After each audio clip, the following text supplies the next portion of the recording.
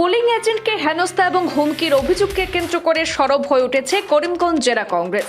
এই ঘটনায় সদর থানায় মামলা দায়ের করার পাশাপাশি দোষীদের বিরুদ্ধে কঠোর ব্যবস্থা নেওয়ার দাবি জানিয়েছেন কংগ্রেস নেতৃত্ব। আজ সোমবার করিমগঞ্জ জেলা কংগ্রেস কার্যালয় ইন্দিরা ভবনে জেলা কংগ্রেসের লিগ্যাল সেলের উদ্যোগে আয়োজিত এক সাংবাদিক সম্মেলনে বিষয়টি নিয়ে তীব্র প্রতিক্রিয়া ব্যক্ত করেন কংগ্রেস নেতৃবৃন্দ এবং আইনজীবীরা। অভিযোগকারিণী আইনজীবী নীলি দাস তার দায়ের করা এফআইআর এর ঘটনার বিস্তারিত তুলে ধরেন এবং তিনি জানান, গত 9 April Karimganj public higher secondary স্কুলের 294 নম্বর পোলিং স্টেশনে কংগ্রেসের পোলিং এজেন্ট হিসাবে দায়িত্ব পালন করছিলেন তিনি। দায়িত্ব পালনের সময় একাধিকবার ভুয়ো ভোট দেওয়ার অভিযোগে বাধা দিলে কিছু ব্যক্তি ক্ষুব্ধ হয়ে ওঠেন। অভিযোগ, ভোট গ্রহণ শেষে পোলিং স্টেশন থেকে বেরোনোর পর তাকে পথ অবরোধ করে অশোভন আচরণ করা হয় এবং হুমকি দেওয়া হয়। তিনি আরও জানান, তার চিৎকারে স্থানীয়রা এগিয়ে এলে অবসরপ্রাপ্ত শিক্ষক তাপস চক্রবর্তী তাকে উদ্ধার করে নিজের বাড়িতে আশ্রয় দেন। অভিযোগ অনুযায়ী অভিযুক্তরা ভবিষ্যতে ক্ষতি করারও হুমকি দেয়। এই ঘটনায় Subhrajit Das, Bhombal Das, ward commissioner doctor Debashis Das, Ripon Banik সহ আরও কয়েকজনের বিরুদ্ধে সদর থানায় মামলা দায়ের করেছেন তিনি। জেলা কংগ্রেসের লিগ্যাল সেলের চেয়ারম্যান হোসেন আহমেদ বলেন, এই ঘটনা শুধু একজন পোলিং এজেন্টের উপর আক্রমণ নয়, গণতান্ত্রিক প্রক্রিয়ার উপর গুরুতর প্রভাব ফেলে। এছাড়াও জেলা বার অ্যাসোসিয়েশনের সভাপতি আতিকুল বারী চৌধুরী ঘটনাটিকে উদ্বেগজনক বলেও উল্লেখ করেছেন। এদিনের সাংবাদিক সম্মেলনে উপস্থিত ছিলেন মিডিয়া বিভাগের চেয়ারম্যান শাহাদত আহমদ চৌধুরী, আইনজীবী মিলি দাস, লক্ষ্মী দত্ত গুপ্ত, ধ্রুবজ্যোতি দাস, গৌরাঙ্গ দে প্রমুখরা। আমি একজন আইনজীবী। আমি ডিস্ট্রিক্ট বার অ্যাসোসিয়েশনে লাস্ট 10-15 বছর থেকে আতিকুল বাড়ি স্যারের আন্ডারে কাজ করতেছি। প্লাস আমি আমার নিজে ক্রিমিনাল কেস আছে যেগুলো আমি নিজে হ্যান্ডেল করি, আর স্যারের সাথে সিভিল কেসও আমি গতদিন গীতা হয়েছে। তো গতদিন আমি মানে ইলেকশনের প্রথমে একটা কমিটি বানানো হয়েছিল অ্যাডভোকেটসরা, যেখানে আমার নামও আছে। এই হিসাবে আমি কংগ্রেসের এজেন্ট হিসাবে আমি পাবলিক স্কুলে পোলিং এজেন্ট হিসাবে যাই। এখানে যাওয়ার পরে আমি সমস্ত দিন একটাও ডকুমেন্ট ছাড়া, মানে একটাও বুট আমি এখানে ফার্স্ট বুট পড়তে দিছি না, একটাও দিছি না আমি। তারপরে তারা 2টা থেকেই ঝামেলা শুরু করছে আমার সঙ্গে।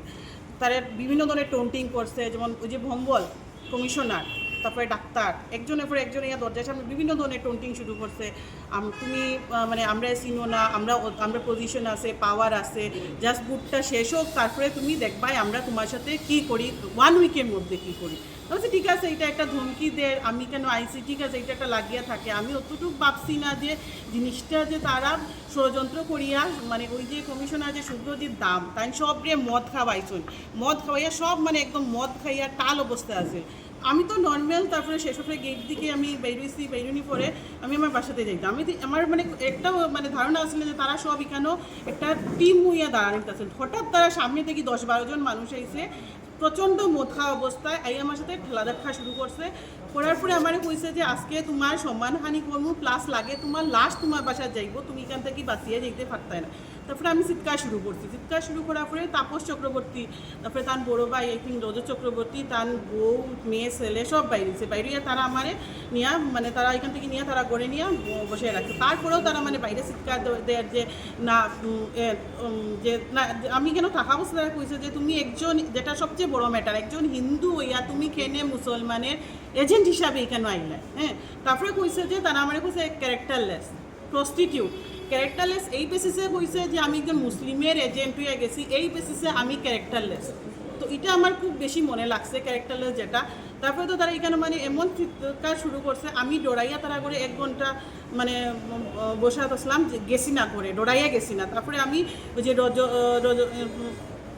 তাপস চক্রবর্তী ছেলে তারে কইছে যে তুমি আমার এই দিকে লইয়া যাইও না, তুমি উল্টা ওই লম্বা পুষ্কনি যে আছে ওই দিকে লইয়া যাবো। তারপরে ডরাইয়া আমি দিকে গেছি। যাওয়ার পরে আমি করে মারে কইছি, করার পরে মানে আমার ওখানেও শরীরে খাপের মানে ইনসিডেন্টটা মানে চিন্তা করলে মানে ওই দিন আমি যে করো আমি প্রাণে বাঁচিয়া যাই, এরকম আমার কোনো ইন্টেনশন আসলে মানে আমার লাইফে আমি এরকম হ্যারাসমেন্ট কোনোদিন দেখছি না। মানে একজন মেয়ে হিসাবে মানে আমার সম্মানের উপরে আইয়া আপনার উপরে কে অ্যাটাক করছে? আমি মানে শুভ্রজিৎ দাম, এনকে commissioner, ward commissioner, doctor Debashis Das, তারপরে বম্বল, ওই যে জীবন দিবস ছেলে, তার ডাকনাম আমি অরিজিনাল নাম জানি না, রিপন চক্রবর্তী, একজন অভি, আর বাকিরার আমি নাম জানি না, কারণ আমি নর্মালি এদিকে আওয়াজ আওয়া বেশি আমার নাই, তো নাম জানি না। মানে এরা যদি অ্যারেস্ট হয়েছে, বাকি যারা যারা আছে এরা নাম আইন। আপনি কতজনের বিরুদ্ধে এফআইআর করছেন? এখানে তো দেওয়া দিলেন 4 জন, আরও 5-7 জন, নয় মোটামুটি 11 জনের এগেনস্টে দিছি আমি। করিমগঞ্জ জেলা কংগ্রেস সভাপতি শ্রী তাপস পুত্রায়িত্ব নেতৃত্বে নির্বাচনে অবতীর্ণ হয়ে আমরা বিভিন্ন প্রচার কার্য চালাই। সেই সাথে সরকারের দলের বিভিন্ন শাখার সাথে আমাদের এই লিগাল সেলও মানে অংশগ্রহণ প্রচার অভিযান চালাই। আর বিভিন্ন দিকে আমরা ঘুরেছি, প্রেস মিটও হয়েছে, তারপর স্ট্রিট কর্নার বক্তব্য দেওয়া হয়েছে, ডোর টু ডোরও প্রোগ্রাম হয়েছে। আমি নিজেও গিয়েছি এবং আমার অন্যান্য আইনজীবীরা অংশগ্রহণ করেছে। তো আমাদের এক সহকর্মী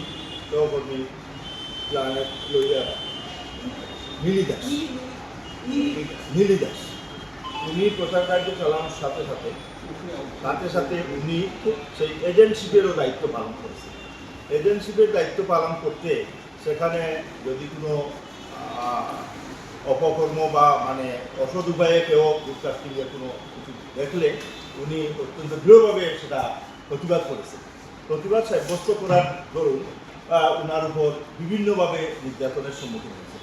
তো তারপরও উনি থামেন না, গণতান্ত্রিক পদ্ধতিতে উনি দৃঢ়ভাবে সেগুলো অপকর্ম প্রতিহত করার চেষ্টা করেছেন এবং পরবর্তীতে ওনার উপর আক্রমণের জন্য আমরা এফআইআরও দায়ের করেছি।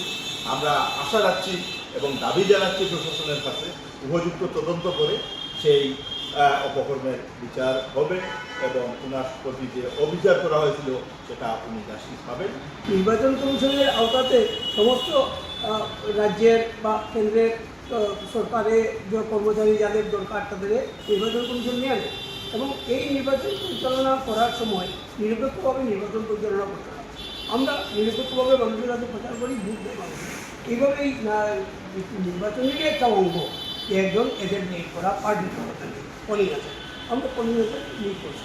পোলিং আছে যার ডিউটি হইল যে সে প্রপারলি বুথ করার কিনা, প্রপার আইডেন্টিটি ভোটারদের আছে কিনা, নির্বাচন কমিশনের ডাইরেকশন অনুযায়ী এটা লুক আউট করা, এটা লুক আউট করছে। এই পার্টিকুলার সেন্টার যেটা ঘটছে এটা হলো সেন্টারে ফলস ভোটার প্রক্রিয়া শুরু হয়েছে যখন আমাদের এজেন্ট বাধা দিচ্ছে।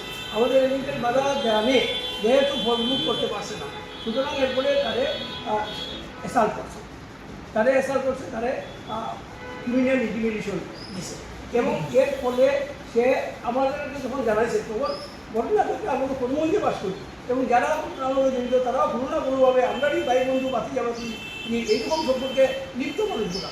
সুতরাং আমি নিজে নিয়ে বলছি যে এটারে কম্প্রোমাইজ করিয়া দিয়া নেই। তুমি এফআইআর লেখা করে আমি এই এফআইআরটা আটকাইয়া রাখছি, মাগো তুমি একদিন অন্তত এফআইআরটা রাখো, আমি দেখি হ্যাঁ এটা কম্প্রোমাইজ করা যায় না। তাপরবাবু বলে রোজের তাপরবাবু আমার তার কাকা, আমি তারার সঙ্গে আলোচনা করছি, তাপরবাবুর সঙ্গে আলোচনা করছি, রজতবাবুর সঙ্গে আলোচনা করছি যে আপনি দেখাইয়া আনিয়া কমিশনারে আপনি কোন এটা নিজেদের মধ্যে মিটমাট করে দেওয়া ভালো। হ্যাঁ, চাই না আমি প্রসিকিউট হোক এবং আমি তাপরবাবুর লোকের ওখানে আলোচনা করছি। তাপরবাবুও বলছেন ঠিক আছে, শহরের ব্যাপার যদি মিটমাট হয়ে যায় আমাদের নিজের মধ্যে হয়ে যাবে। এবং অ্যাকর্ডিংলি আমরা যখন এই মানসিকতা নিয়ে এই ঘটনা ঘটার পরে একটা মেয়ে একজন আইনজীবী মেয়ে হওয়ার পরেও অ্যাসাল্ট হয়েছে, অ্যাসাল্ট হওয়ার পরেও আমরা এই মানসিকতাটা দেখাইছি, কারণ আমরা তো রাজনীতি করি, আমরা সমাজসেবা করি, আমরা সবটা নিয়ে চলি। আজকের ছেলেরা যারা ভুল বুঝিয়ে বিজেপি দেখা তো আমাদের দলাই এখন